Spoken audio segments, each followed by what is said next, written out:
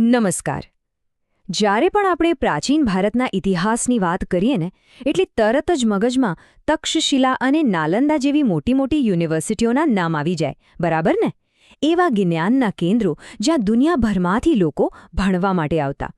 પણ શું આપણે ક્યારે એવું વિચાર્યું છે કે આવું જ એક ગૌરવશાળી જ્ઞાનનું ધામ આપણી પોતાની ગુજરાતની ધરતી પર પણ હતું? અને આ સવાલ ખરેખર બહુ જ રસપ્રદ છે. શું ગુજરાત પાસે પણ પોતાનું એક નાલંદા હતું? એવી કોઈ જગ્યા જેણે સદીઓ સુધી જ્ઞાનનો દીવો જલતો રાખ્યો હોય? ચાલો આજે આ સવાલનો જવાબ શોધીએ. તો જવાબ છે હા, બિલકુલ હતું, અને એનું નામ હતું વલ્લભી વિદ્યાસ્થાનમ. તો ચાલો તૈયાર થઈ જાઓ. આજે આપણે ઇતિહાસના પાના ફેરવીને એક એવી સફર પર નીકળીએ જે આપણને ગુજરાતના અછુપાયેલા ગૌરવની નજીક લઈ જશે. તો આપણી આ જ્ઞાનયાત્રાનો પહેલો પડાવ. ચાલો સૌથી પહેલાં તો એ જાણીએ કે આ મહાન વિદ્યાપીઠ ક્યાં આવેલી હતી અને એનો પાયો કોણે અને ક્યારે નાખ્યો હતો. આ વિદ્યાપીઠ બીજે ક્યાંય નહીં પણ આપણા આજના ભાવનગર જિલ્લામાં આવેલી હતી. એ સમયમાં આ જગ્યા વલ્લભીપુર તરીકે ઓળખાતી હતી, અને એટલું જ નહીં, એ શક્તિશાળી મૈત્રક રાજાઓની રાજધાની પણ હતી. અહીંયા જુઓ, આ છે વલ્લભીના સુવર્ણકાળની આખી કહાણી. એની શરૂઆત થઈ ઈસવીસનની 5th સેન્ચુરીમાં મૈત્રક રાજાઓ દ્વારા, અને પછી તો 5th થી લઈને 8th સેન્ચુરી સુધી, એટલે કે લગભગ 300 વર્ષ સુધી વલ્લભી જ્ઞાનનું એક ધમધમતું કેન્દ્ર બની રહ્યું. એની નામના એટલી બધી ફેલાઈ હતી કે 7th સેન્ચુરીમાં ચીનના પ્રખ્યાત પ્રવાસી હ્યુએન સાંગ પણ ખાસ એની મુલાકાત લેવા માટે અહીંયા આવ્યા હતા. હવે સૌથી રસપ્રદ વાત પર આવીએ. એવું તો શું ભણાવાતું હતું આ વલ્લભીમાં કે એની ચર્ચા દેશ-વિદેશમાં થતી હતી? ચાલો જોઈએ. એક બે નહીં પણ પૂરી 18 અલગ અલગ વિદ્યાઓ અહીં શીખવવામાં આવતી હતી. જરા વિચારો તો, આ એક જ આંકડો આપણને કહી દે છે કે વલ્લભીનો અભ્યાસક્રમ કેટલો વિશાળ અને કેટલો સમૃદ્ધ હશે. તો આ 18 વિદ્યાઓમાં શું શું હતું? જુઓ, એમાં 4 વેદ તો હતા જ, સાથે 6 વેદાંગ પણ હતા. એટલે કે વેદોને સમજવા માટેના જે વિષયો હોય ને, જેમ કે વ્યાકરણ અને જ્યોતિષ, એ બધું જ.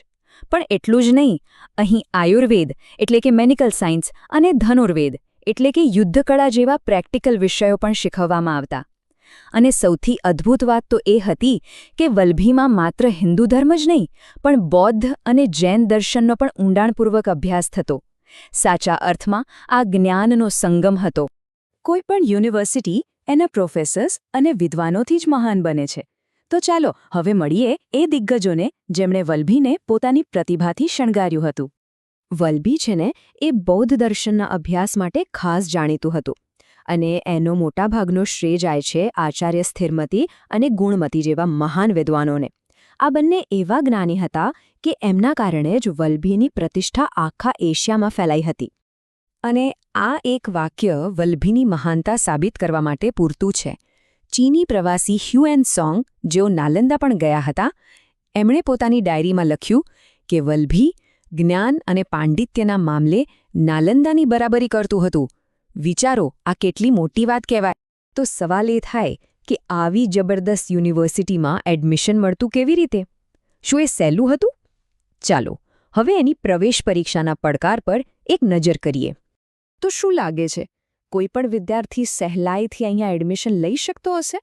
આનો જવાબ છે બિલકુલ નહીં. વલ્લભીમાં પ્રવેશ મેળવવો એ ખરેખર લોઢાના ચણા ચાવવા જેવું અઘરું કામ હતું. અને અહીંની એન્ટ્રન્સ એક્ઝામ પણ બહુ અલગ હતી. કોઈ લેખિત પરીક્ષા નહીં. પ્રવેશ માટે ઉમેદવારે શાસ્ત્રાર્થમાંથી પાસ થવું પડતું. એટલે કે મોટા વિદ્વાનોની સભામાં બેસીને શાસ્ત્રોના જ્ઞાન પર તર્ક અને દલીલો સાથે ચર્ચા કરવાની. જે આ બૌદ્ધિક લડાઈમાં જીતી જાય એને જ વલ્લભીનો સ્ટુડન્ટ બનવાનું ગૌરવ મળતું. સમય જતાં આરબ આક્રમણોને કારણે આ મહાન વિદ્યાપીઠનો અંત આવ્યો, પણ એનો વારસો આજે પણ જીવંત છે, અમર છે. તો આખરે વલ્લભીનું મહત્વ શું હતું? ચાલો ટૂંકમાં સમજીએ. એ ખાલી એક યુનિવર્સિટી નહોતી, એ ગુજરાતનું ગૌરવ હતું. એ મૈત્રક શાસકોની રાજધાની હતી અને આંતરરાષ્ટ્રીય સ્તરે પ્રખ્યાત હતી. પણ સૌથી મોટી વાત એ છે કે એ એક એવી જગ્યા હતી જ્યાં હિન્દુ, બૌદ્ધ અને જૈન ત્રણેય વિચારધારાઓનો સંગમ થતો હતો. ખરેખર જ્ઞાન અને સંસ્કૃતિનો એક અમૂલ્ય ખજાનો હતો વલ્લભી. આજે કદાચ આપણને ત્યાં માત્ર ખંડેર અને અવશેષો જ જોવા મળે, પણ એ ભૂલવું ન જોઈએ કે આ દરેક અવશેષ એક ભવ્ય ભૂતકાળની કહાણી કહી રહ્યો છે. વલ્લભીનું નામ ભારતના શૈક્ષણિક ઇતિહાસમાં સોનેરી અક્ષરોથી લખાયેલું છે અને હંમેશા રહેશે.